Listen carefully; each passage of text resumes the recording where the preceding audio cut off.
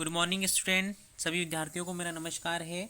आज हम फिजिक्स का पोर्शन स्टार्ट करने वाले हैं, जिसमें पहला चैप्टर है हमारा अध्याय नंबर फर्स्ट जो रहेगा भौतिकी संसार, है ना, फिजिकल वर्ड। तो फिजिकल वर्ड्स में कौन कौन सी चीज़ें हम पढ़ने वाले हैं। तो फिजिकल वर्ड्स में फिजिक्स से रिलेटेड जितना भी उसके, है ना, क्लासिफिकेशन है उसका, ठीक है। फिजिक्स का अर्थ क्या होता है, साइंस का मीनिंग क्या होता है, ठीक है। साइंस का क्लासिफिकेशन किस तरीके से होता है, कौन कौन सी ब्रांचेस से ये रिलेशन अपने रखता है, तो ये सारी चीज़ें के हम कवर करेंगे इस वीडियो के माध्यम से।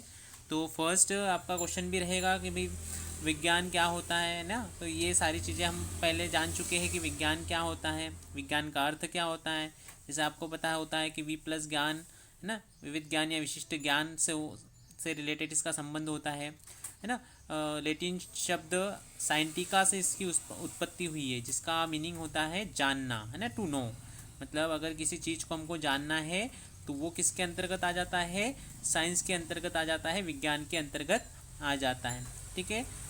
तो अब ये हमारे जिनका अर्थ, ठीक है।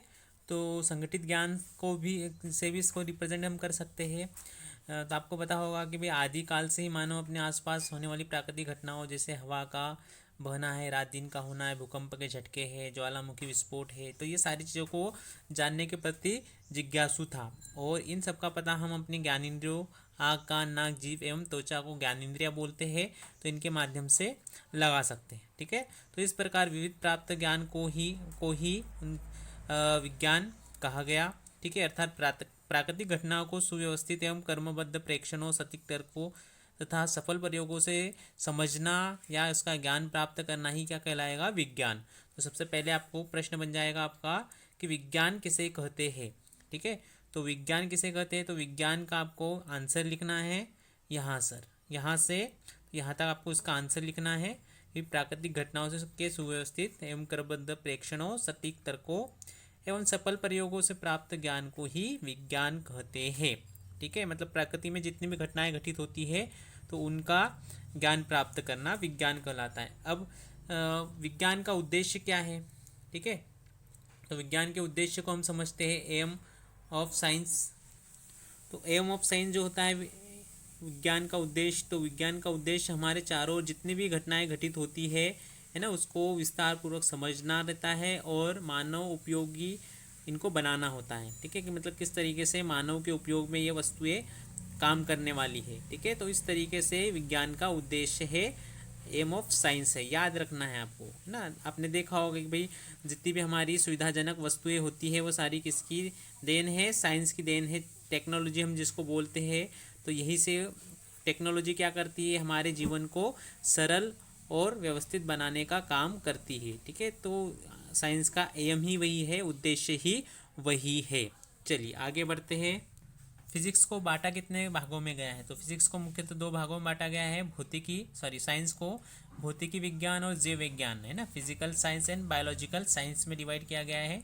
और भौतिक विज्ञान के अंतर्गत हम भौतिकी के बारे में पढ़ते हैं, रसायन विज्ञान के बारे में पढ़ते हैं, गणित भी इसी के अंदर आता है, भूविज्ञान है, खगोल विज्ञान, तो सारी चीज़ें किस में आती है, भौतिकी विज्ञान में आती है, ठीक। अगला जो है आपका जीव विज्ञान के बारे में, तो इस पहले भौतिकी का मीनिंग समझते हैं। तो भौतिकी का मीनिंग ऑफ फिजिक्स होता है नेचर से रिलेटेड, है ना, मतलब प्रकृति से रिलेटेड होता है। भौतिकी मतलब क्या, प्रकृति के रूप में हम इसको बता सकते हैं। तो ग्रीक भाषा के शब्द फ्यूजिस, है ना, फ्यूजिस आपको मालूम है, इंग्लिश में फिजिक्स बोलते हैं, तो ये फ्यूजिस वर्ड था, है ना, ग्रीक भाषा का, वही से आया हुआ है, जिसको हम फिजिक्स के नाम से बताते हैं। और इसका अर्थ होता है प्रकृति, ठीक है। जिसका समतुल्य संस्कृत शब्द क्या होता है, भौतिकी होता है, जिसका उपयोग भौतिक जगत के अध्ययन से संबंधित है। तो चलिए परिभाषा की ओर बढ़ते हैं। परिभाषा क्या बन जाएंगी इसकी, भौतिकी विज्ञान की वह शाखा है जिसके अंतर हम प्रकृति और प्राकृतिक घटनाओं का अध्ययन करते हैं। क्या करते हैं, प्रकृति और प्राकृतिक घटनाओं का अध्ययन। तो आपको याद रखना है कि फिजिक्स क्या है, भौतिकी क्या है, ठीक है। तो भौतिकी वह विषय है या विज्ञान की वह शाखा है जिसके अंतर हम प्रकृति और प्रकृति की घटनाओं का अध्ययन करते हैं, ठीक है। चलिए अगला है ना भौतिकी का डिवाइडेशन क्या हुआ है, ठीक है। तो चिर सम्मत भौतिकी और आधुनिक भौतिकी, classical physics and modern physics में डिवाइड किया गया है फिजिक्स को, है ना। फिजिक्स को कितने भागों में बांटा गया है, 2 भागों में।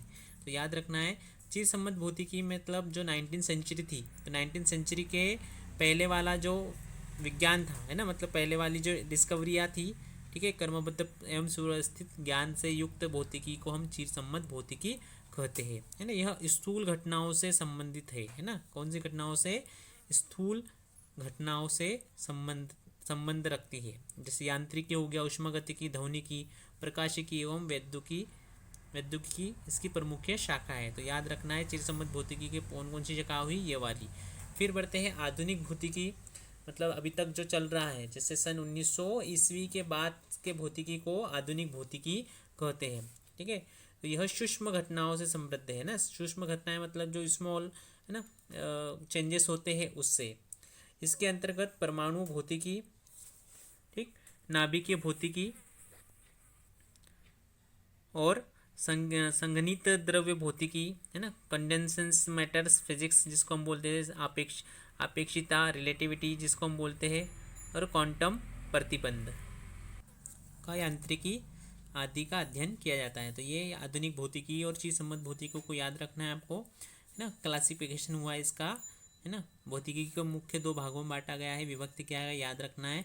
Classical physics and modern physics जिसको हम बोलते हैं, चिर सम्मत भौतिकी और आधुनिक भौतिकी, ठीक है। तो भौतिक नियमों की प्रकृति कैसे होगी, है ना, नेचर कैसे होगा, प्रकृति कैसे है इनकी, तो इनको जानेंगे। चलिए, तो ब्रह्मांड में होने वाली अनेक घटनाओं को भौतिकी नियमों को द्वारा समझाया जा सकता है, ठीक है।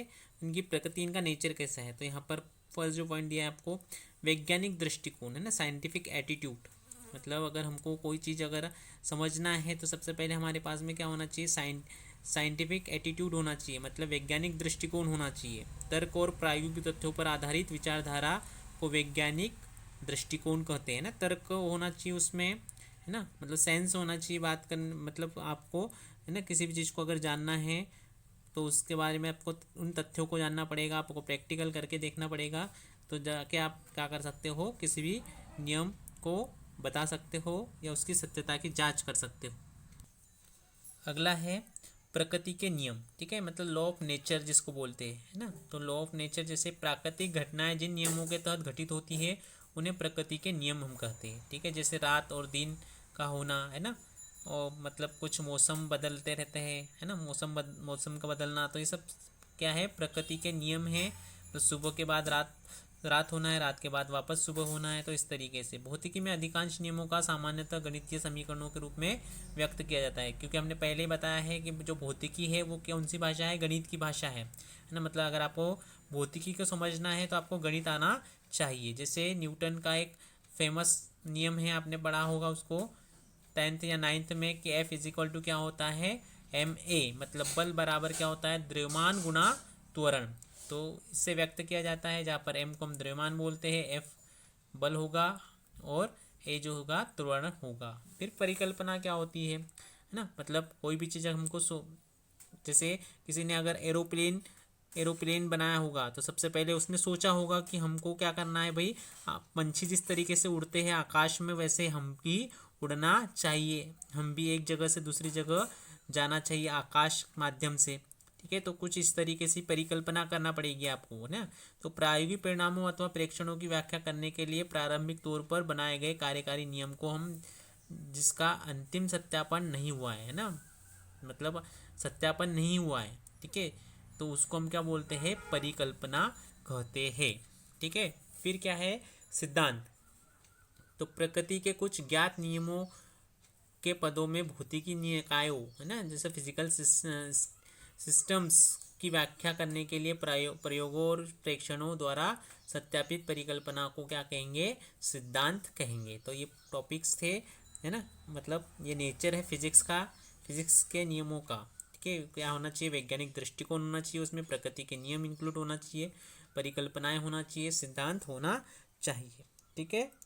तो अगला क्वेश्चन कंप्लीट करते हैं, वैज्ञानिक विधि, है ना। तो वैज्ञानिक विधि क्या होती है, वैज्ञानिक विधि के स्टेप्स लिखने के लिए आपको पूछा जाता है क्वेश्चन कि भाई वैज्ञानिक विधि क्या होती है। वैज्ञानिक विधि के स्टेप्स बताइए। तो वैज्ञानिक विधि की परिभाषा आपको मिल जाएगी, वे अनुसंधान कार्य के लिए, है ना, मतलब रिसर्च के लिए वैज्ञानिकों द्वारा अपनाई गई सुव्यवस्थित कर्मबद्ध एवं तर्कसंगत विधि को ही हम क्या बोलते हैं, वैज्ञानिक विधि कहते हैं। वैज्ञानिक विधि के कौन कौन से स्टेप्स होते हैं? तो सबसे पहला होता है क्रमबद्ध प्रेक्षण, है ना, सिस्टमेटिक ऑब्जर्वेशन, जिसको हम बोलते हैं कि भाई अगर कोई भी अगर हमको, है ना, समस्या है तो उस समस्या के पहले हम क्या करते हैं, कुछ ना कुछ उसके आंकड़े एकत्रित करते हैं। ठीक है, इसके लिए वे सुनियोजित प्रयोग करते हैं तथा कर्मबद्ध प्रेक्षण लेते हैं। मतलब स्टेप बाय स्टेप अगर आपको किसी रोड का कंस्ट्रक्शन करना है तो सबसे पहले उसका क्या होता है, सर्वे किया जाता है, मतलब उससे रिलेटेड आंकड़ों डेटा को कलेक्ट किया जाता है। देन उसके बाद में उस पर सॉल्यूशन किया जाता है। फिर उसके बाद में है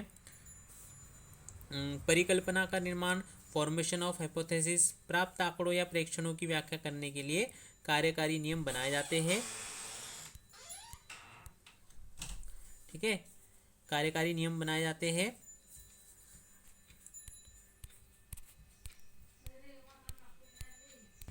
फिर अगला है परिकल्पना का परीक्षण। परिकल्पना के परीक्षण के लिए वे परिकल्पनाओं के आधार पर निष्कर्ष निकालते हैं तथा भविष्यवाणियाँ, है ना, जिसको हम प्रिडिक्शंस बोलते हैं, करते हैं। फिर नए प्रयोगों द्वारा उसका सत्यापन करते हैं। जिस तरीके से आप अगर मैच की कमेंट्री अगर सुनते हो तो वहाँ पर कैसे प्रेडिक्शन किया जाता है कि इतने ओवर में इतने रन हो सकते हैं या बचे हुए ओवर में इतने रन तक स्कोर जा सकता है, तो कुछ इस तरीके से प्रेडिक्शंस किए जाते हैं।